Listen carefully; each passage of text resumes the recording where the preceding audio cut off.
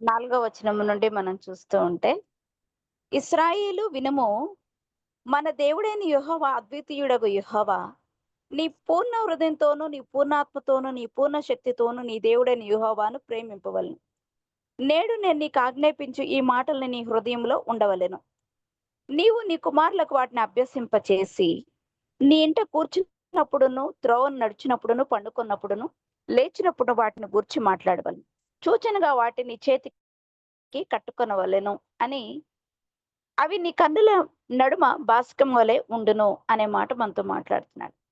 ఏంటి అని మనం చూస్తా ఉంటే కీర్తన గ్రంథము 37 అధ్యాయం 30 వచనంలో, నీతిమంతుల నోరు జ్ఞానమును గూర్చి వచించును, వారి నాలుక న్యాయమును ప్రకటించును అనే మాట మనతో మాట్లాడుతూ, ఈ యొక్క విషయములన్నిటిని బట్టి మనతో మాట్లాడుతూ ద్వితీయోపదేశ కాండము అనగా రెండవ మారు మరలా మోషే గారి ద్వారా దేవాది దేవుడు పలికించిన ఈ యొక్క ద్వితీయోపదేశ కాండం మరలా రెండోసారి ఉపదేశింపబడి మరలా రెండోసారి టీచింగ్ చేయబడిన ఈ యొక్క ఉపదేశము అనే మాట మనం చూస్తా ఉంటాం ద్వితీయోపదేశ కాండంలో. అయితే ఈ యొక్క 6వ అధ్యాయంలో మాటలన్నీ మనం చూస్తా ఉన్నప్పుడు, నీవును నీ కుమారుణ్ణు నీ కుమారుని కుమారుణ్ణు నీ దేవుడైన యెహోవాకు భయపడి, నేను నీకు ఆజ్ఞాపించు ఆయన కట్టడలనియు ఆజ్ఞలనియు నీ జీవిత దినములన్నిటిని గైకొనుచు నీవు దీర్ఘాయుష్మంతుడు వగునట్లు మీరు స్వాధీనపరుచుకొనుటకు ఏరు దాటి వెళ్ళుచున్న దేశమందు మీరు జరుపుకొనుటకు మీకు బోధింపవలనని మీ దేవుడైన యెహోవా ఆజ్ఞాపించిన ధర్మమంతయు అనగా కట్టడలు విధులు ఇవే అని చెప్తున్నాడు. ఈ మాటలు ఏంటి అంటే, ఈ మాటలు ఈ యొక్క కట్టడలు లేక ఈ విధులు ఈ ధర్మశాస్త్రము అనేది, ఈ ధర్మమంతా మీరు వింటే ఏమవుతారు అంటే మీరు దీర్ఘాయుష్మంతులగునట్లు అనే మాట చెప్పాడు. రెండోదిగా చూస్తే ఈ యొక్క 3వ వచనంలో 6వ అధ్యాయం 3వ వచనంలో చూస్తే, కాబట్టి ఇశ్రాయేలు, నీ పితరుల దేవుడైన యెహోవా నీతో చెప్పిన ప్రకారము పాలు తేనెలు ప్రవహించే దేశంలో మేలు కలిగి బహుగా అభివృద్ధి నొందునట్లు నీవు వాటిని విని అనుసరించి నడుచుకొనవలెను. 2 ఆశీర్వాదాలు మనకి ఈ యొక్క అధ్యాయంలో కనపడుతున్నాయి. ఒకటి, నేను నీకు ఆజ్ఞాపించు ఆయన కట్టడలన్నీయు నువ్వు విని ఆయనకి భయపడి నీ జీవిత దినములన్నిటినీ గైకొంటే దీర్ఘాయుష్మంతుడు అవుతావు అంటున్నాడు. రెండోది, ఇశ్రాయేలు, నువ్వు నీతో చెప్పిన ప్రకారం నువ్వు ఇయన్నీ కూడా చేస్తే బహుగా మేలు కలిగి అభివృద్ధి కూడా పొందుతావు అంటున్నాడు. అంటే లాంగ్ లైఫ్ ఫ్రీగా వస్తుంది. రెండోది, ఫ్లరిష్ అనేది చాలా మరి అభివృద్ధి పొందడం అనేది చాలా గొప్పగా బహుగా అంటున్నాడు. బహుగా అభివృద్ధి పొందునట్లు నువ్వు వాటిని విని అనుసరించి నడుచుకొనవలెను అనే మాట చెప్తున్నాడు. అని ఇక్కడ కింద చూస్తే ఇశ్రాయేలు వినుము అంటున్నాడు. ఏమని వినాలి ఏంటి అంటే, నీ దేవుడైన యెహోవా అద్వితీయుడగు దేవ. యెహోవా అంటున్నాడు. అద్వితీయుడు అంటే, అద్వితీయుడు అనగా ఇంకో రెండో వాడు లేనివాడు. ఇంకా నీ దేవుడు లాంటి వాడు ఇంకొకడు లేడు అని. అద్వితీయుడు. ద్వితీయోపదేశ కాండం అంటే రెండోసారి ఉపదేశించడం అని చెప్పాం. ద్వితీయ అనే దానికి ముందు పెట్టాడు కాబట్టి ఇది రెండోది కానిది అని. రెండో వాడు లేడు. నీకు చెప్పే అద్వితీయ దేవుడు అనగా ఇంకా అలాంటి దేవుడు అనేవాడే ఇంకెవ్వరూ లేని ఏకైక దేవుడు.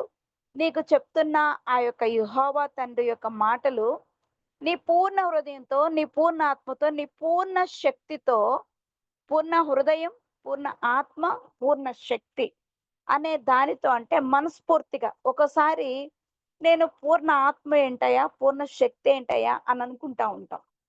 అనుకుంటున్నప్పుడు మనం ఏదన్నా ఒక చెడ్డ మార్గంలో అంటే ఏదన్నా ఇహలోక హైందవ దేశంలో మనం నడుస్తున్నప్పుడు వాటి యొక్క రికార్డింగ్స్ అనేవి మన చెవుల్లో పడతా ఉంటాయి. మనకు తెలియకుండా నోట్లోకి రప్పించాలని అపవాది భలే ప్రయత్నం చేస్తా ఉంటాడు. అప్పుడు ఆ ప్రయత్నం చేస్తున్నప్పుడు ముందుగా భయపడిపోయి మనం ఎప్పటికప్పుడు సరిదిద్దుకుంటూ ఉంటాం. లేదంటే అలర్ట్‌గా ఉంటాం. సరిదిద్దుకుంటాం అనే మాట కంటే అవి నోట్లోకి రాకుండా యేసు రక్తమే జయం, యేసు రక్తమే జయం అని లేదంటే ఏదో ఒక పాట పాడుకోవడం. నేనైతే ఎక్కడన్నా దారిలో ఎళ్తున్నప్పుడు ఏదన్నా అన్యమైన ఇతరుల యొక్క పాటలు మన నోట్లో పడుకోకుండా, తెలియకుండా మన హృదయంలోనికి రాకుండా నేనైతే ఆ ఏరియాలో ఎళ్తున్నప్పుడు కంటత వాక్యాలన్నీ చదివేసుకుంటా ఉంటాను. అలా బావుంటది నాకు. అంటే ఆదమరిచి ఉండం గదా! కంటత వాక్యం అంటే, ఆ లైన్ బై లైన్ ఏముందో అని మన మన మనసులోకొచ్చేస్తది. మన కన్ను ఏ టెక్స్ట్‌లో చదివామో అని ఆ టెక్స్ట్‌ని ఒరిజినల్‌గా పారాగ్రాఫ్ ఎలా ఉంటదో అన్నది వెతుకుతా ఉంటది. అంటే రోడ్ మీదున్నప్పుడు మెమరీ ఎతుకుతా ఉంటది కన్ను. మనసేమో ఆ వచనాల్లో ఎలాంటి మాటలు చదువుకున్నామనేది కంటత వాక్యం అంతా కూడా గుర్తొచ్చేలా చేస్తది. అలా దీని ప్రకారంగా చూస్తే ఎప్పుడన్నా ఏదన్నా చోటున్నప్పుడు నాకనిపిస్తది. ఆ! అయ్యా! ఇవి మేము పూర్ణ మనసుతో, పూర్ణ హృదయంతో ఆ పూర్ణ హృదయంతో, పూర్ణ ఆత్మతో, పూర్ణ శక్తితో వాటిని పలకట్లేదు కాబట్టి, ఒకవేళ తెలియక పిల్లలు ఎప్పుడన్నా ఆదమరిచి ఏమన్నా పాడుతున్నా, పూర్ణ శక్తి గాదు, పూర్ణ ఆత్మ కాదు, పూర్ణ హృదయము గాదు గాబట్టి, అసలా అవి అసలు ప్రైజ్ చేస్తున్నట్టే గాదయ్యా! పిల్లలు ఎప్పుడన్నా తెలియక ఈ మాటలు, ఆ పాటలు ఎప్పుడన్నా పాడితే అని నాకు భలే ధైర్యం అనిపిస్తది. ఎందుకంటే ఈ ధైర్యం దేవుడే నేర్పిస్తున్నాడు. నీ పూర్ణ హృదయంతో యెస్! నేను దేవుణ్ణి అంగీకరించాను. ఆయన తప్ప నాకింకెవ్వరు లేరు అని మన హృదయం ఖచ్చితంగా చెప్పిద్ది. ఆదమరిచి నోట్లోకేమన్నా వచ్చినియంటే అసలది మనం ఎలో చేయలేదు. కాబట్టి వాటికి భయపడాల్సిన విషయం లేదని ధైర్యం వచ్చిద్ది నాకు. మనం అంటే వాటి స్థితి గూడా అధిగమించేసాం మనం. నిజానికి చక్కగా ఆ ఏరియాకెళ్ళంగానే ముందే అలర్ట్ అయిపోయి కంటత వాక్యాలన్నీ చెప్పేసుకుంటాం గాబట్టి అవేవి చెవులో పడవు. మనసులో అంతకంటే రావు. అలాంటి స్థితిలోకి దేవుడు మనని అధిగమించే శక్తి ఇచ్చేసాడు. కాబట్టి ఆయన అంటున్నాడు పూర్ణ ఆత్మతో ఒకవేళ నిన్ను శోధించాలని అందుకని పురాణ గ్రంథం 12 అధ్యాయంలో చూస్తే, ఆ యొక్క ఎత్తబడిన సంఘము, విడవబడిన ఆ సంఘములో రెండో మారు ఆ 7 శ్రమల కాలంలో 3.5 సంవత్సరం మొదటి 3.5 సంవత్సరాల కాలంలో, ఆ యొక్క విడవబడిన వాళ్ళని ఆ స్త్రీ దాచిపెట్టడం, వాళ్ళు దాక్కోవడానికి ఒక స్థలం ఇయ్యబడినట్లుగా, వాళ్ళందరిని గూడా మృంగాలి అనే అపవాది దాని నోట్లో నుండి ఒక ప్రవాహ జలమును వదిలిద్ది. అదంతా కూడా ఇంగ్లీష్ బైబిల్‌లో చూస్తే ఒక బ్లాస్ఫమీ అంటాడు. గ్రేట్ బ్లాస్ఫమీ అంటే ఏంటి అంటే, దేవుణ్ణి దూషించే పెద్ద దూషణ మాటల యొక్క పదం అంతా వదులుద్దంటది. అప్పుడు మన చెవుల్లోకి మనం పాడే పాటల కంటే అలాంటి మాటలే ఎక్కువ పడేలాగా అది ప్రయత్నం చేస్తది. అలాంటి ప్రవాహ జలముల వంటివి మన ఎదురు వచ్చినా గూడా ఏ మాత్రం ఆహ్, మన నోట్లోకి రావు, మన హృదయంలోకి రావు. ఎందుకంటే వాటికి మనకి సంబంధం లేదు. పూర్ణ ఆత్మతో నువ్వు కాన్షియస్‌గా ఉండి, నువ్వు దేవుని యొక్క మాట పలుకుతేనే అది ప్రైజింగ్. నువ్వు కాన్షియస్‌లో లేకుండా ఒకవేళ నీ నోట్లోకేదన్నొచ్చినా అది అసలు ప్రైజింగే కాదు అని చెప్తున్నాడు. కాబట్టి ఇహలోకంలో ఉన్న ఏ దేవదూషణ గూడా మననేం చేయలేదు. మనం పూర్తిగా జ్ఞానం కలిగి దేవుణ్ణి ఆరాధించే వారంగా ఆత్మతో, సత్యంతో ఆరాధించాలి. హృదయంతో ఆత్మతో, శక్తితో మనం దేవుణ్ణి ఆరాధించాలి, ప్రేమించాలి అని ఇక్కడ చెప్తుంటే ఈ మాట నాకు భలే స్ట్రాంగ్ అంటే అసలు గుడ్ క్రిస్టియన్ మేము అని ఒక భలే ధైర్యం అనిపిస్తది ఈ మాటలు చదువుతున్నప్పుడు. కాబట్టి బోర్న్ క్రిస్టియన్ వేరు, గుడ్ క్రిస్టియన్ వేరు కదా! అంటే మనం ఖచ్చితంగా తూచా తప్పకుండా దేవునిలో ఉంటున్నాం. అలాంటి పదజాలం మా నోట్లోనికి రానీయకుండా యేసయ్య కాపాడుతున్నాడు. దుడ్డు కర్రీయు దండమునై ఉన్నాడు అని భలే సంతోషం వేస్తది. క్రీస్తుని బట్టి అతిశయించడం అన్నమాట. అలా నేడు నేను నీకు ఆజ్ఞాపించి ఈ మాటలు నీ హృదయంలో ఉండవలెను. నీవు నీ కుమారులకు వాటిని అభ్యసింపచేసి నీ ఇంట కూర్చుండునప్పుడును, త్రోవ నడుచునప్పుడును, పండుకొన్నప్పుడును, లేచినప్పుడును వాటిని గూర్చి మాట్లాడవలెను అంటాడు. ఇదే మాట మరలా ఈ యొక్క అధ్యాయంలోని ద్వితీయోపదేశ కాండంలోనే మరలా మనతో మాట్లాడుతూ ఉంటాడు.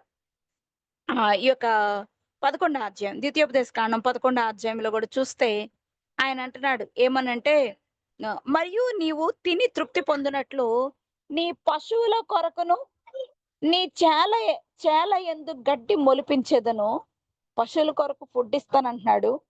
మీ హృదయము మాయలలో చిక్కి త్రోవ విడిచి ఇతర దేవతలను పూజించి వాటికి నమస్కరింపకుండా మీరు జాగ్రత్త పడండి. లేని ఎడల యెహోవా మీ మీద కోపపడి ఆకాశమును మూసివేయును అంటాడు.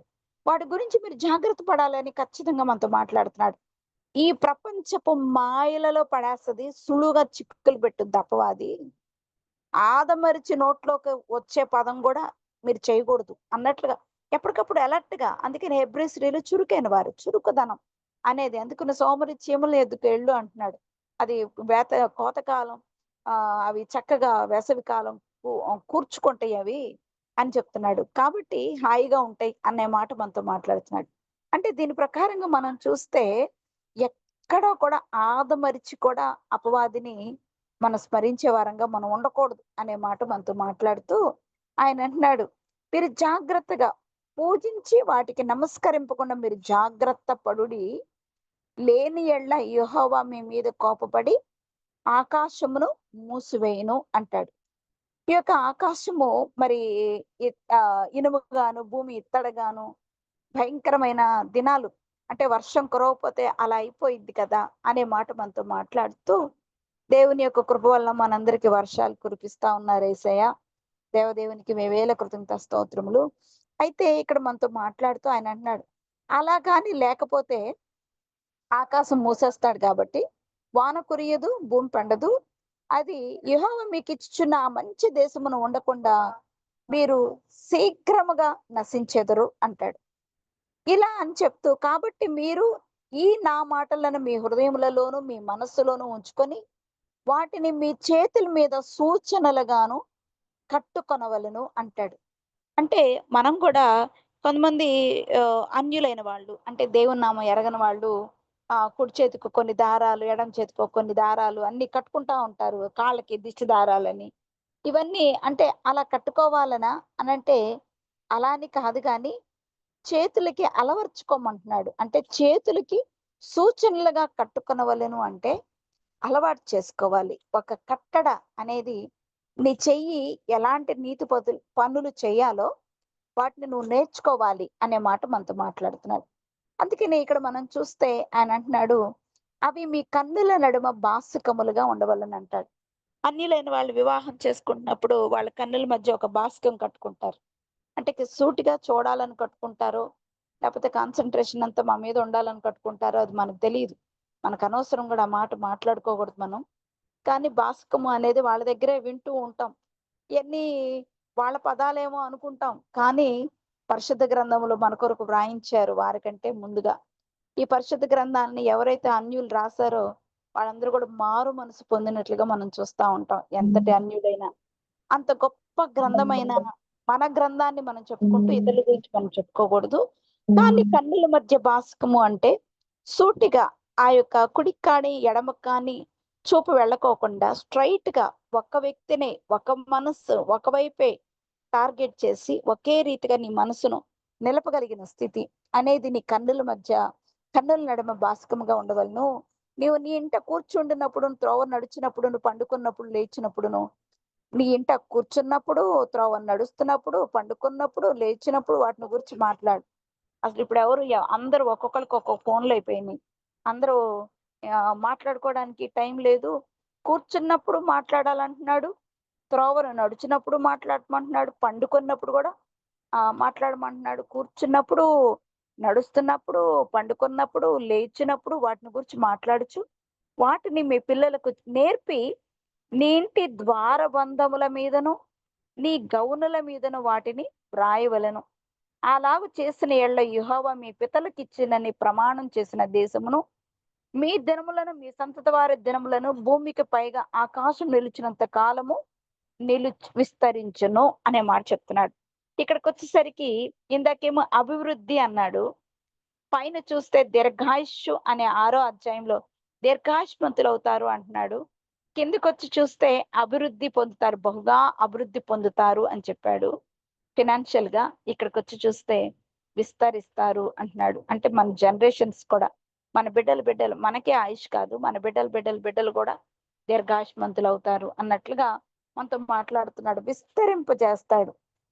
ఆకాశం నిలిచినంత కాలం మీ సంతతి వారి దినములను భూమికి పైన ఆకాశ దినములంత కాలము విస్తరించిన, అంటే వాళ్ళకు కూడా దీర్ఘాయుష్మంతులు అవుతారు అనే మాట చెప్తూ, మీరు మీ దేవుడైన యెహోవాను ప్రేమించి ఆయన మార్గములన్నిటిలో నడుచుచు ఆయనను హత్తుకొని మీరు చేయవలనని నేను మీకు ఆజ్ఞాపించిన ఈ ఆజ్ఞలన్నీ అనుసరించి జాగ్రత్తగా నడుచుకొనవలెను అంటున్నాడు.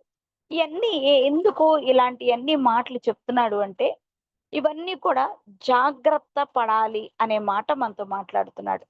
ఈ జాగ్రత్త పడే విషయంలో మరి ఎలాగా జాగ్రత్త పడడం ఏంటి అనంటే, ఆయన అంటున్నాడు ద్వితీయోపదేశ కాండంలోనే 10వ అధ్యాయంలో చూస్తే 17వ వచనంలో అంటున్నాడు. ఏలయనగా నీ దేవుడైన యెహోవా పరమ దేవుడును, పరమ ప్రభునై ఉన్నాడు. పరమ అంటే ఇంక పరలోకంలో ఉన్న పరమ అంటే అన్నిటికంటే ఎత్తైన దేవుడు, అన్నిటికంటే ఉన్నతమైన దేవుడు.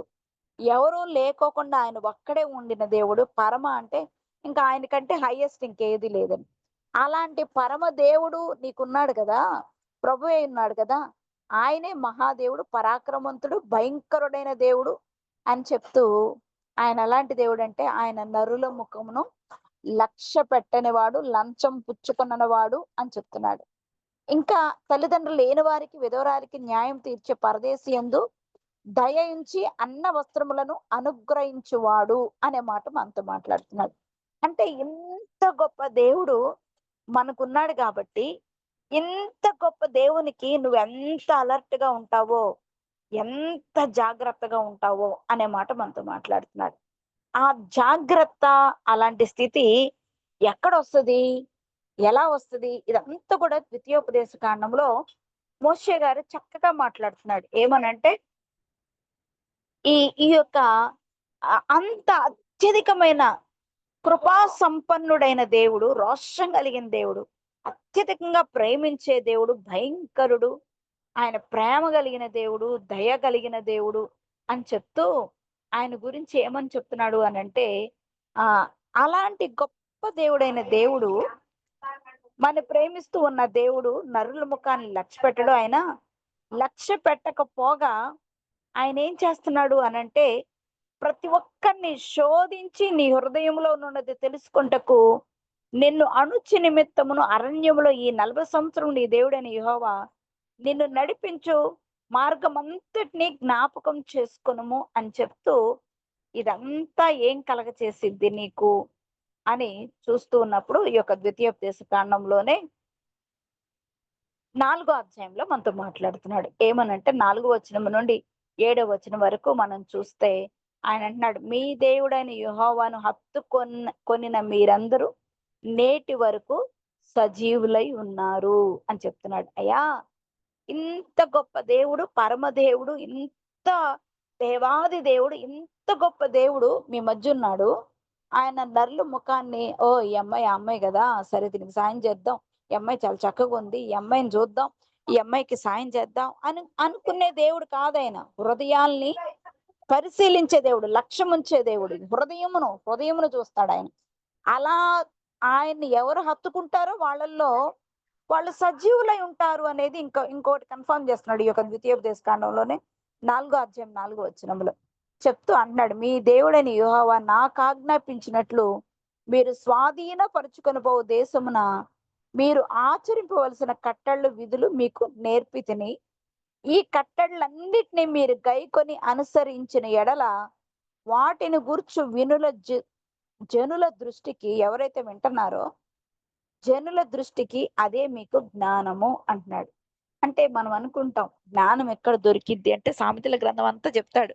యెహోవాయందు భయభక్తులు కలిగి ఉండట జ్ఞానం అంటాడు. చెడుతనమును మరి ఇంకా యెహోవాయందు భయభక్తులు కలిగి ఉండటం వల్ల దీర్ఘాయుష్ అంటాడు. యెహోవాయందు భయభక్తులు కలిగి ఉండటం వల్ల ఐశ్వర్యం వస్తది అంటాడు. జ్ఞానం వస్తది, ఐశ్వర్యం వస్తది, దీర్ఘాయుష్ వస్తది అని సామెతల గ్రంథంలో మనతో మాట్లాడుతూ ఇక్కడికొచ్చేసరికి ఏం చెప్తున్నాడు అనంటే యోబు గ్రంథం 28, 28లో కూడా చూస్తే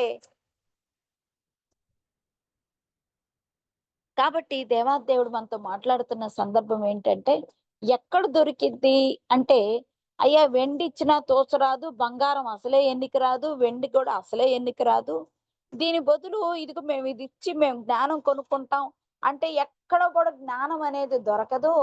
అది కేవలం యెహోవా యందు భయభక్తులు కలిగి ఉండటయే జ్ఞానమనియు, చెడుతనమును విసర్జించుటయే వివేకమనియు అని యోబు గ్రంథం 28, 28లో చెప్తాడు. అయ్యా కొండలకి వెండికి ఇక్కడ గని కలదు. బంగారం అనేది కొంత రాళ్ళలో ఆ గుహల్లో నుండి మనం తీసుకుంటా ఉంటాం. రత్నాలు తీస్తా ఉంటాం. రాగి వెతుకుతా ఉంటాం. ఇంకా కొన్ని ఆహ్, బ్రిడ్జెస్ కడతా ఉంటారు. ఇంకా కొన్ని సొరంగాలు తవ్వుతా ఉంటారు. ఇవన్నీ కూడా వ్రాయించాడు ఈ యొక్క 28వ అధ్యాయంలో జ్ఞాని అయిన యోబు గారు చక్కగా రాస్తారు. అలా రాస్తున్న ఈ యొక్క యోబు యొక్క జీవితంలో కానీ నేను జ్ఞానం ఎక్కడ దొరికిద్ది? ఎక్కడ దొరికిద్ది? బ్రిడ్జి, సొరంగాలు ఇవన్నీ కూడా సబ్‌వేస్ ఇవన్నీ కూడా మనం అన్నీ వెతుక్కున్నాం, కనుగొన్నాం, అన్నీ చేస్తున్నాం.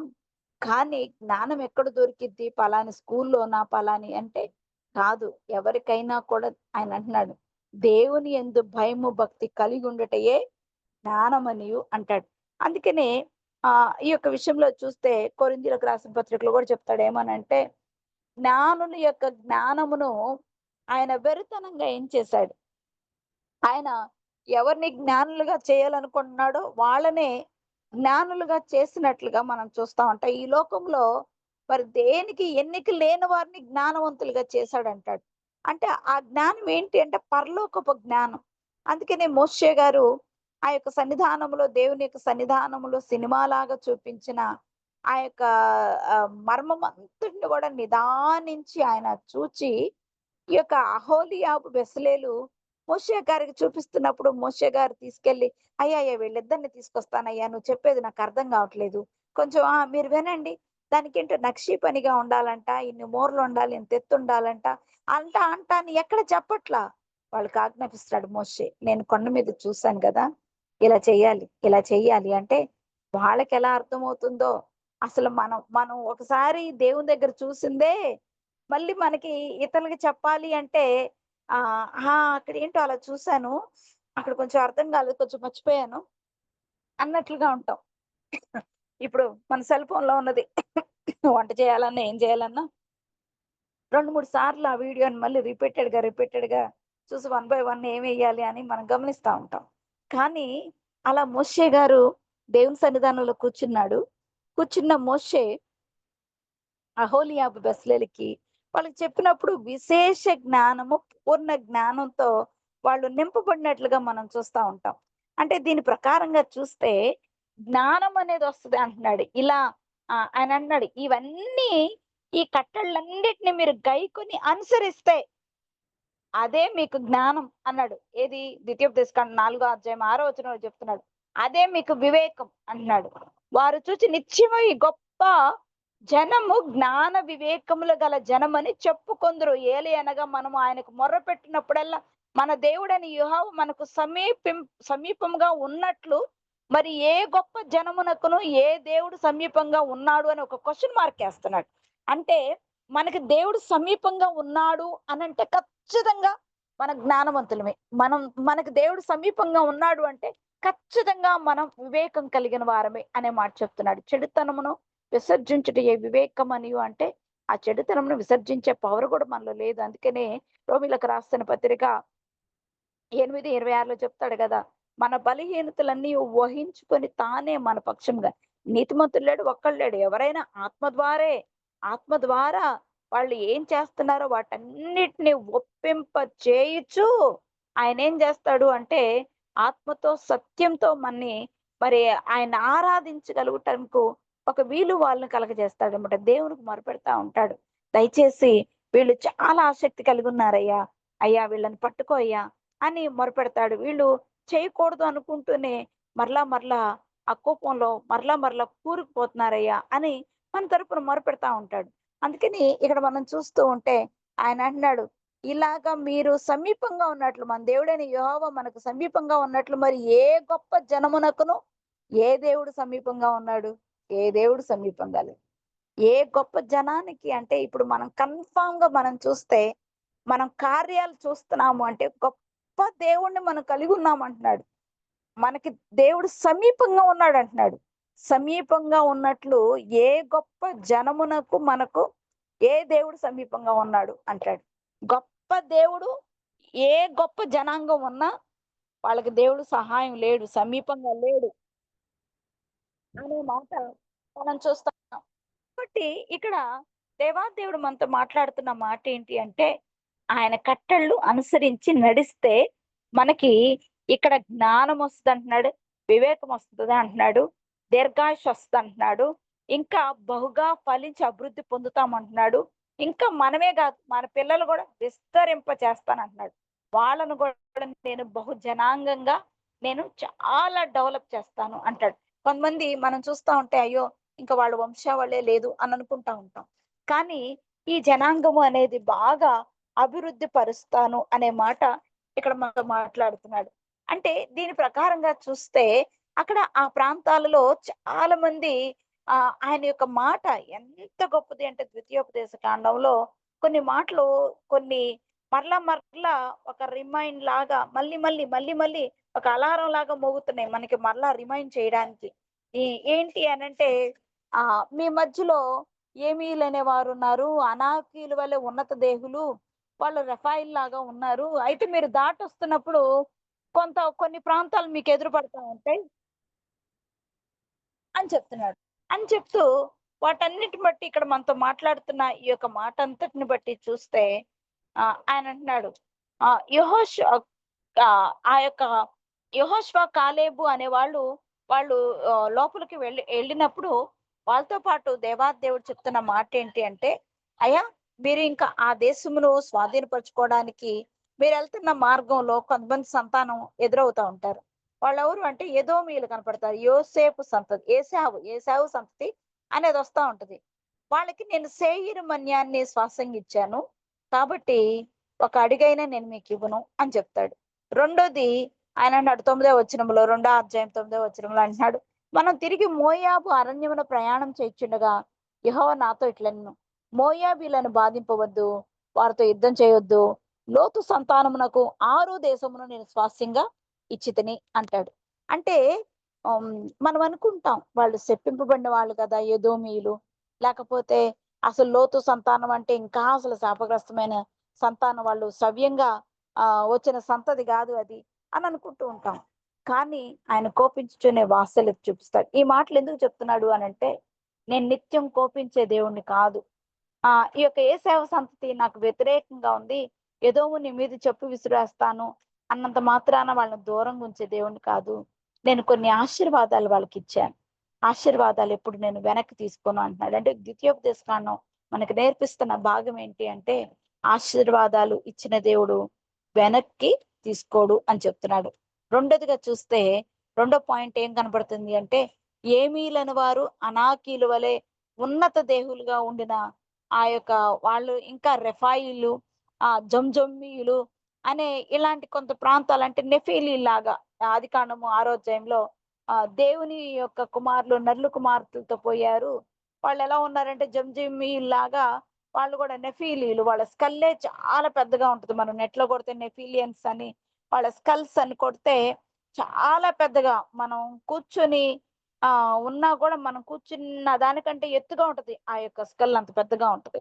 అంతగా ఉండి ఇలాంటి ఈ యొక్క అనాకీయుల వలె అమ్మోనీయులు వారిని జంజిమ్మీయులు అందరూ వారు అనాకీయుల వలె ఉన్నారు అని చెప్తూ ఇదంతా కూడా ఏంటి అంటే మనతో మాట్లాడుతున్న మాట అమోరీయుల యొక్క అక్రమము ఇంకా తీరిపోలేదు కాబట్టి అప్పటి వరకు 400 సంవత్సరాలు నీ పిల్లలు ఆ యొక్క ఐగుప్తులో ఉంటారు బానిసలుగా అని, తమది కాని దేశంలో ఉంటారు అని అబ్రహాంతో చెప్పాడు.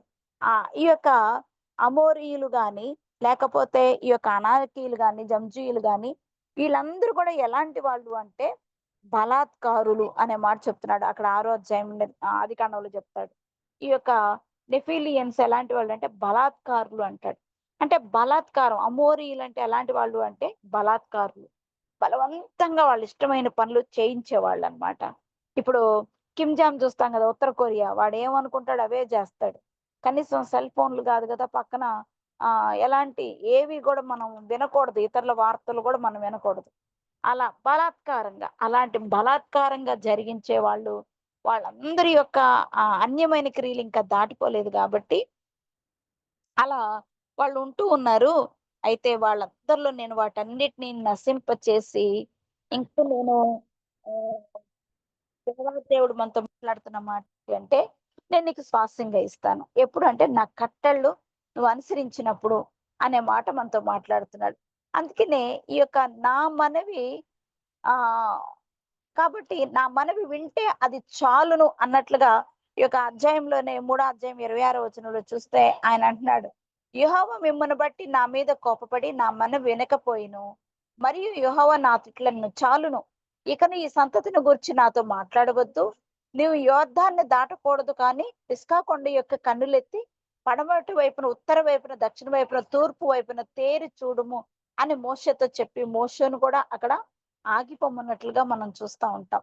అంటే దీని ప్రకారంగా చూస్తే అవసరమైతే దేవుని బిడ్డల్ని ఎవరన్నా బాధిస్తే, నీ కనుగుడ్డును ముట్టినవాడు నా కనుగుడ్డును ముట్టినట్లే అన్నట్లుగా వాళ్ళనైనా ఆపేస్తాడేమో గాని, ఆయన ప్రజల్ని మోసుకొని వెళ్ళటానికి ఆయనకి చాలా ఇష్టంగా ఉంది అని చెప్తూ, అమోరీల అక్రమము అంటే వాళ్ళు బలాత్కారంగా విగ్రహారాధన జరిగిస్తూ, ఇంకా అనేక మంది నెత్తి మీద పెడుతూ వాళ్ళని పూజించేలాగా బలాత్కారం జరిగించే వారందరి యొక్క అక్రమములన్నీ గూడా ఆగిపోయేంత వరకు వీరిని అరణ్యంలో నడిపిస్తూ వీళ్ళతో చెప్తున్నాడు. ఇకనైనా నా కట్టళ్ళు మీరిన్నారనుకో, ఐగుప్తీయులు కలిగిన ఏ రోగం మీ మీదకి రానీయను అన్నట్లుగా ఆయన అంటున్నాడు. బహుగా అభివృద్ధి పొందిస్తా, దీర్ఘాయుషిస్తా, విస్తరింప చేస్తాను అని చెప్తున్నాడు.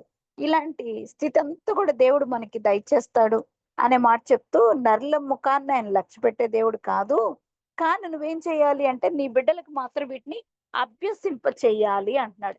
నీ బిడ్డలను కూడా నేను విస్తరింప చేస్తాను కాబట్టి వీటిని ఏం చేయాలంటే మన బిడ్డలకి అభ్యసింప చేయాలి అంటాడు. ముందు బిడ్డలకు అభ్యసింప చేయాలంటే ముందు మనం ఫాలోవర్స్ గా ఉండాలి అనే మాట కూడా ఈ యొక్క అధ్యాయం మనతో మాట్లాడుతున్నాడు. అందుకనే ఈ యొక్క 6వ అధ్యాయంలోనే 25వ వచనం చూస్తే, మన దేవుడైన యెహోవా మనకు ఆజ్ఞాపించినట్లు ఆయన సన్నిధిని నీ సమస్తమైన ఆజ్ఞలను అంటున్నాడు. అబ్రహాము దేవుని నమ్మెను, అది అతనికి నీతిగా ఎంచబడెను అనే మాట మనం చూస్తాం కదా. అదే రీతిగా ఇక్కడ కూడా చూస్తే అనుసరించి మనం నడిస్తే మనకి నీతి కలిగిద్ది అని చెప్తున్నాడు. ఆయన సన్నిధిని ఈ సమస్తమైన ఆజ్ఞలను అనుసరించి మనం నడుచుకొనున్నప్పుడు అంటున్నాడు. అలా ఫస్ట్ మనం నడిచే వాళ్ళలాగా మనం ఉండాలి అనే మాట ఇక్కడ మనతో మాట్లాడుతూ ఆయన అంటున్నాడు. కీర్తన గ్రంథం 78వ అధ్యాయంలో 4-6 వచనం చూస్తే, యెహోవా స్తోత్ర క్రియలను, ఆయన బలమును, ఆయన చేసిన ఆశ్చర్యకార్యములను దాచకుండా వాటిని వారి పిల్లలకు మేము చెప్పుదము అని కీర్తన 78వ అధ్యాయంలో చెప్తున్నట్లుగా మనం చూస్తా ఉంటాం. రాగల తరములలో పుట్టబో పిల్లలు దానిని ఎరుగునట్లు వారు లేచి తమ పిల్లలకు దానిని వివరించినట్లును మీరును దేవుని యందు నిరీక్షణ గలవారే దేవుని క్రియలను మరవకయుండుండి యథార్థ హృదయులు కాక దేవుని విషయమై స్థిర మనసు లేని వారే తమ పితరుల వలె తిరుగుబడకయు ఉండాలి అనే మాట మనతో మాట్లాడుతున్నాడు. అంటే మనం యథార్థంగా నడుచుకుంటున్నప్పుడు మనం ఫస్ట్ ఫాలో అయితే ఖచ్చితంగా మన బిడ్డలకు కూడా అలాంటి ఆశీర్వాదం వస్తది అనే మాట మనతో మాట్లాడుతూ కీర్తన 119లో చూస్తున్నాడు. సిగ్గుపడగా రాజుల ఎదుట నీ శాసనమును గురించి నేను మాట్లాడేదును అని చెప్తూ సామెతలు 6:22లో అంటున్నాడు.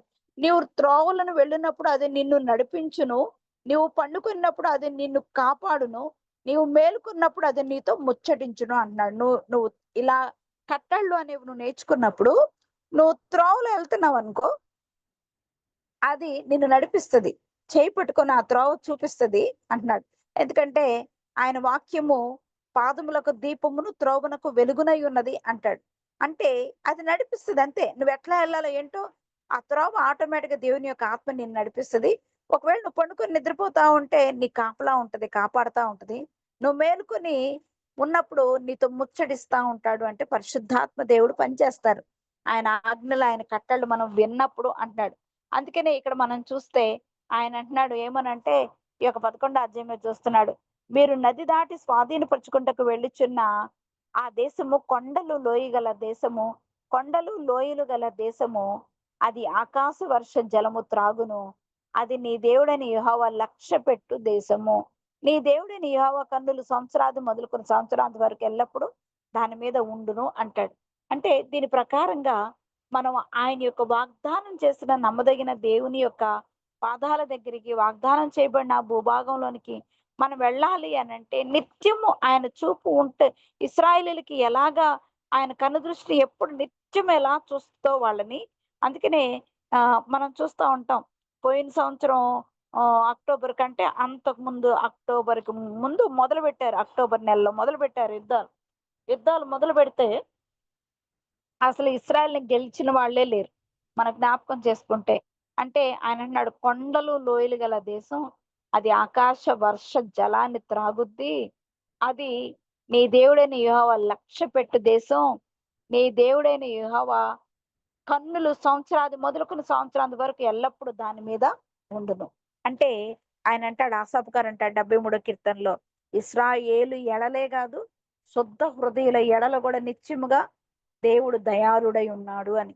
అంటే మనం ఆయన కట్టడలు నేర్చుకుంటూ దివారాత్రం ధ్యానించే వారంగా మనం ఉండినప్పుడు, నడిపించి కాపాడి మనతో ముచ్చటించే దేవుడు మనకున్నప్పుడు ఆయన కనుదృష్టి ఎప్పుడు కూడా మన మీదే ఉంటది అనే మాట ఇక్కడ మనతో మాట్లాడుతున్నాడు. ఇంకా సామెతలు 10:21 చూస్తే, నీతిమంతుని పెదవులు అనేకులకు ఉపదేశించును, బుద్ధి లేకపోవట చేత మూఢులు చనిపోదురు అనే మాట మనతో మాట్లాడుతున్నాడు. అంటే దీని ప్రకారంగా చూస్తే బుద్ధి లేకపోతే మూఢులైన వాళ్ళు లాంగ్ లైఫ్ ఉండదు అనే మాట చెప్తున్నాడు. అంటే మనం ఎప్పుడు మన దేవుని గురించి మాట్లాడే వాళ్ళంగానే, ముచ్చడించే వారంగానే ఉండాలి. అలా మనకి క్షేమం, మన బిడ్డలకు కూడా క్షేమం అనే మాట ఇక్కడ మనతో మాట్లాడుతున్నాడు. అందుకని ఇంకా ఈ యొక్క సామెతల గ్రంథంలోనే చూస్తే ఆయన అన్నాడు 10:21 చూస్తే, నీతిమంతులు ఆహ్, ఆహ్, పెదవులు అనేకులకు ఉపదేశించును, బుద్ధి లేకపోవడం చేత మూఢులు చనిపోదురు అనే మాట మనతో మాట్లాడుతూ 15:7 కూడా చూస్తే, జ్ఞానుల పెదవులు తెలివిని వెదజల్లును, బుద్ధిహీనుల మనస్సు స్థిరమైనది కాదు అనే మాట మనతో మాట్లాడుతున్నాడు. అంటే మనం అదే జ్ఞానం అని చెప్పాడు కదా ఇందాక మనం ద్వితీయోపదేశ కాండంలో మనం చూస్తే, అదే జ్ఞానము, అదే వివేకము అన్నాడు. అంటే మనం తెలియకుండా అలాంటి జ్ఞానం మనం నేర్చుకుంటే మన బిడ్డలతో కూడా తెలియకుండా అయ్యే మాట్లాడిస్తా ఉంటున్నాడు. మ మన బిడ్డలతో కూడా అయ్యే మాట్లాడతాం గదా! కాబట్టి మనం దేవుని యొక్క వాక్యాన్ని మనం నేర్చుకునే వాళ్ళంగా ఉండాలి. మన బిడ్డలకు కూడా అయ్యే మాట్లాడే వాళ్ళంగా మనం ఉండాలి అనే మాట ఇక్కడ మనతో మాట్లాడుతున్నాడనమాట. అందుకని ఈ యొక్క ఎఫెసీయులకు రాసిన పత్రిక 4:29 కూడా చూస్తే, వినువారికి మేలు కలుగునట్లు అవసరమును బట్టి క్షేమాభివృద్ధికరమైన అనుకూల వచనమే పలుకుడు గాని, దుర్భాష ఏదైనను మీ నోట రానియవద్దంటాడు. 34 కీర్తనలో కూడా చూస్తే ఆయన అంటున్నాడు, చెడ్డ మాటలు పలకకుండా, నీ పెదవుల్ని కపటమైన మాటలు పలకకుండా, నీ నోటిని నువ్వు కాపు కాస్తే నువ్వు దీర్ఘాయుష్మంతుడు అవుతావు అంటున్నాడు. బహుగా మేలు కలిగి దీర్ఘాయుష్మంతుడు అవుతావు అని 34 కీర్తనలో కూడా మనతో మాట్లాడుతున్నాడు. అంటే దీన్ని బట్టి చూస్తే ఇశ్రాయేలుకి చెప్పిన మాటలే మనతో కూడా దేవాది దేవుడు పలికిస్తున్నట్లుగా మత్తయి సువార్త 12:35 కూడా చూస్తే, సజ్జనుడు తన మంచి ధననిధిలో నుండి సద్విషయములను తెచ్చును, దుర్జనుడు తన చెడ్డ ధననిధిలో నుండి దుర్విషయములను తెచ్చును అంటాడు. అంటే హృదయం నిండిన దాన్ని బట్టి నోరు మాట్లాడిద్ది అనే మాట మాట్లాడుతూ లూకా 6:45 కూడా, సజ్జనుడు తన హృదయమున మంచి ధననిధిలో నుండి సద్విషయములను బయటికి తెచ్చును, దుర్జనుడు చెడ్డ ధననిధిలో నుండి దుర్విషయములను తెచ్చును అని చెప్తున్నాడు. హృదయం నిండిన దాన్ని బట్టి ఒకని నోరు మాట్లాడును అని లూకా 6:45 మనతో మాట్లాడుతున్నాడు. అంటే ఈ కట్టళ్ళు మనం వింటమే కాదు, మన బిడ్డలకు కూడా కంఠో పాఠంగా నేర్పించే వారంగా మనం ఉండాలి అనే మాట మాట్లాడుతూ, కొలస్సీలకు రాసిన పత్రిక 4:6 కూడా చూస్తే, ప్రతి మనుష్యునికి ఎలాగో ప్రత్యుత్తరం ఇయ్యవలెనో అది మీరు తెలుసుకుంటకై మీ సంభాషణ ఉప్పు వేసినట్లు ఎల్లప్పుడూ రుచి కలదిగాను కృపా సహితముగాను ఉండనీయుడి అనే మాట మనతో మాట్లాడుతున్నాడు. అంటే వీటన్నిటి విషయంలో మనం లాంగ్ లైఫ్ కలిగి దీర్ఘాయుష్మంతులై అభివృద్ధి పొంది విస్తరించాలి అని అంటే ఆయన కనుదృష్టి ఎప్పుడు మనం ఆయన మాట మనం విన్నప్పుడు ఆయన కనుదృష్టి ఎప్పుడు మన మీద ఉంటది కాబట్టి మనకి ఎప్పుడు కూడా ఎలాంటి కరువు రాదనే మాట ఈ యొక్క ద్వితీయోపదేశ కాండంలో మనతో మాట్లాడుతున్నాడు. ఇలా మీరు జాగ్రత్త పడితే ఈ కట్టలు అనుసరించడం మీరు నడుచుకుంటే మీకు అసలు లాంగ్ లైఫ్ ఉంటది, బహుగా ఫలించి అభివృద్ధి పొందుతారు, విస్తరింప చేస్తాడు దేవుడు.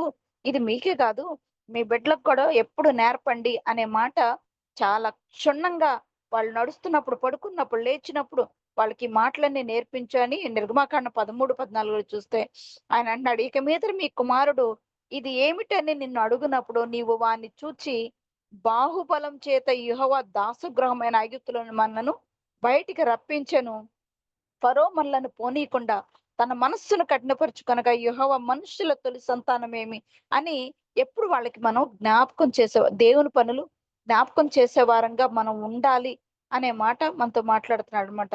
అందుకని ఈ యొక్క విషయంలో మనం జాగ్రత్త పడే వాళ్ళంగా ఎఫెసీయులకు రాసిన పత్రిక 6వ అధ్యాయం 4వ వచనం చూస్తే, తండ్రులారా మీ పిల్లలకు కోపం రేపక ప్రభు యొక్క శిక్షలోను బోధలోను వారిని పెంచండి అనే మాట మనతో మాట్లాడుతున్నాడు. అంటే ఇవన్నీ ముందు పెంచాలి అంటే ఫస్ట్ మనం అనుసరించి నడవాలి అంటున్నాడు. అప్పుడు మనకి లాంగ్ లైఫ్.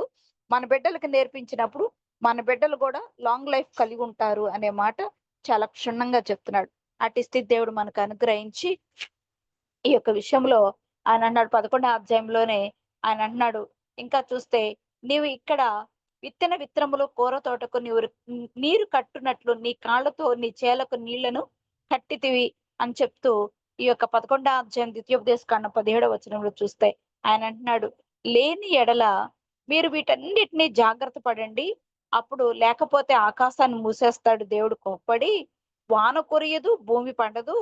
ఇలా నీ చేతుల మీద సూచనగా నీ కన్నుల మధ్య భాస్కంగా ఉంటే ఖచ్చితంగా నీకన్నీ ఇస్తాడు. అంటే మనం వర్ష ప్రార్థన అని రాసుకోవచ్చు ఈ అధ్యాయానికి.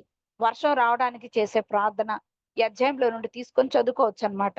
అప్పుడు ఖచ్చితంగా వర్షం వచ్చే ఆ యొక్క అవకాశాలయ్యా, ఇలా చేస్తే వర్షం ఇస్తానన్నావు కదా, కాబట్టి తొలకరి వాన కడవరి వాన అనుగ్రహించే గొప్ప దేవుడివగు నీవు.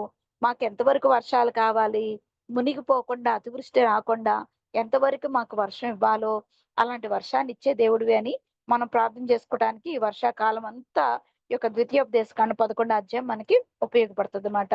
ఈ 11వ అధ్యాయంలో ఉన్న మాటలు 6వ అధ్యాయంలో ఉన్న మాటలు సేమ్ కనుక ఆయన అంటున్నాడు, మీరు వాళ్ళందరూ సజీవులై ఉన్నారు, అలా సజీవుల వరుసలో ఉండేలాగా ఉంచుతాను అని చెప్తూ ఆయన అంటున్నాడు, యెహోవాకు అప్పిచ్చిన ప్రతి అప్పుల వాడు వానికి గడువు ఇవ్వలను, అది యెహోవాకు గడువు అని. అంటే మనం ఎవరికైనా అప్పిచ్చినప్పుడు కూడా యెహోవా గడువు అని చెప్పాలంట. అంటే దేవుని యొక్క దృష్టిలో మనం ఎంతవరకు వాళ్ళకి గ్రేస్ పీరియడ్ ఇస్తున్నామో అంతవరకు అని చెప్తున్నాడు. ఇంకా ఈ యొక్క రక్తమును మాత్రం తినకూడదు, నీళ్ల వలె భూమి మీద దాన్ని పారబోయేవాళ్ళను. అంటే ఇవన్నీ కూడా దేవుని యొక్క స్థితిలో మనం ఖచ్చితంగా అనుసరించినప్పుడు మనమే దేవుడే మనకి అంటే కట్టళ్ళన్నీ కూడా ఆయన ఇచ్చిన వాగ్దానములు క్రీస్తునందు అవును అన్నట్లుగా ఉన్నవి అని కొరింథీయులకు రాసిన పత్రికలో చెప్పినట్లుగా ఇవన్నీ కూడా వాగ్దానాలన్నీ కూడా మన యందు నెరవేరుతాయి. ఆయనే మన యందు బాకీ పడతాడు అన్నట్లుగా. కానీ ఆయన బాకీ పడే దేవుడు కాదు కాబట్టి మన వాగ్దానాలన్నీ కూడా అనుసరించి ఆయన పాదాల దగ్గర పెట్టి అనుసరించి నడుస్తూ ఆయన అడుగుతున్నప్పుడు అడిగిన వాటికంటే ఊహించిన వాటికంటే అత్యధికంగా ఇస్తాడు. అట్టి స్థితి దేవుడు మనకు అనుగ్రహించి ఆశీర్వదించును గాక. ఆమేన్. హలో. హలో. హలో మా ప్రియ ప్రార్థన చేయనా? ప్రార్థన ప్రార్థన సర్వశక్తి